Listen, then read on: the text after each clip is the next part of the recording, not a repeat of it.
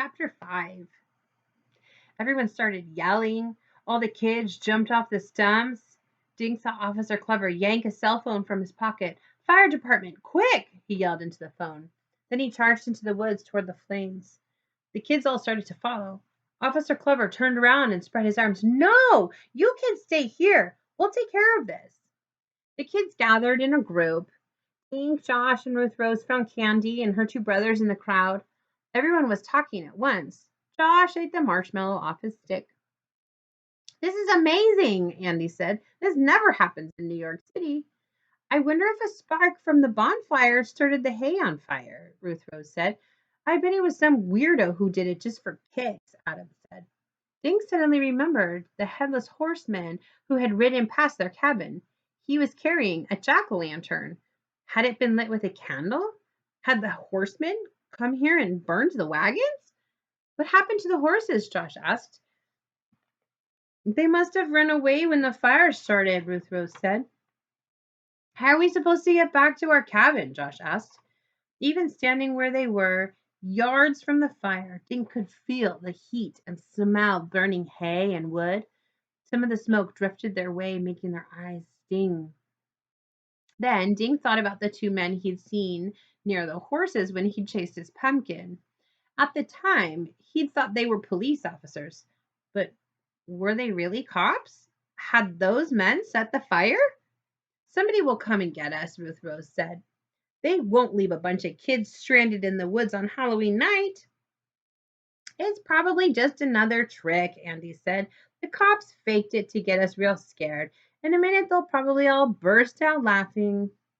"You think those burning wagons are fake?" his brother asked. "Get real, Andy."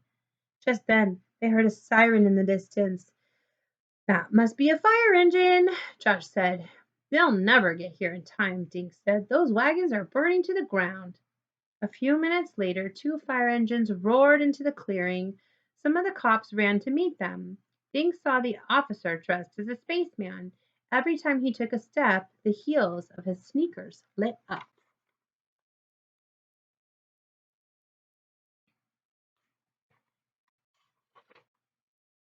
Dink's mind flashed again to the two men he'd seen in the woods. One of them had something shiny on his feet. Was this officer dressed as a spaceman one of the two men?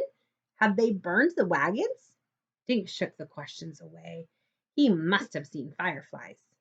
One of the firefighters jumped from his truck to the ground.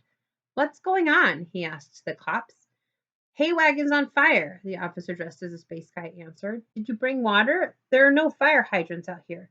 "Yeah, we have a full tank," the firefighter said. He climbed back into his truck and drove toward the burning hay wagons. Officer Clever came running out of the woods. "That fire is no accident," he said to the spaceman. "It was deliberately set." "How do you know?" his companion asked. "We found matchbooks on the ground," Officer Clever said. Dink and all the other kids watched the firefighters pull hoses and fire extinguishers from the trucks. Minutes later, the flames were gone, replaced by smoke, steam, and a damp smell in the air. Officer Clever walked over to the kids. His face was streaked with ashes. "Pretty exciting, eh?" he said. He smiled, but Dink could tell he was upset. His hands shook as he wiped soot from his face. "Let's go back to the circle, kids." The kids sat on stumps, and Officer Clever joined them. "The wagon's burned up," he said, "but don't worry, we'll get you all home." "What about the horses?" Josh asked. "They ran into the woods," Officer Clever said. "Officers are out looking for them." "Who did it?" Adam asked. Officer Clever shook his head. I don't know. Whoever it was is really mean," he said. "Officer Clever," Dink said, "I may have seen who set the fires." Everyone looked at Dink. He felt himself blush. Officer Clever asked, "What's your name, son?" "I'm Dink Duncan," Dink said. "You picked us up at our cabin?" "Oh, yeah, you're here with your dad, right?" Officer Clever asked. "Staying in haunted house?" Dink nodded. "What did you see?" Officer Clever asked. "I was bowling and my pumpkin rolled into the woods," Dink said. "When I went after it, I saw two men over by the wagons." "Two men? What did they look like?" Officer Clever asked. I couldn't really see their faces, Dink said. I think they had Halloween masks on. I thought they were officers like you. What were the men doing? Officer Clever asked. Dink thought back to what he had seen. They were petting the horses, he said. At least I think so. So you didn't see these men actually set fire to the wagons? Dink shook his head. No, I thought they were just checking on the horses. Dink decided not to mention that he thought he'd seen something shiny on one of the men's feet, or that the officer dressed as a spaceman had sneakers that lit up. Officer Riley joined them. We have a problem, he said to Officer Clever.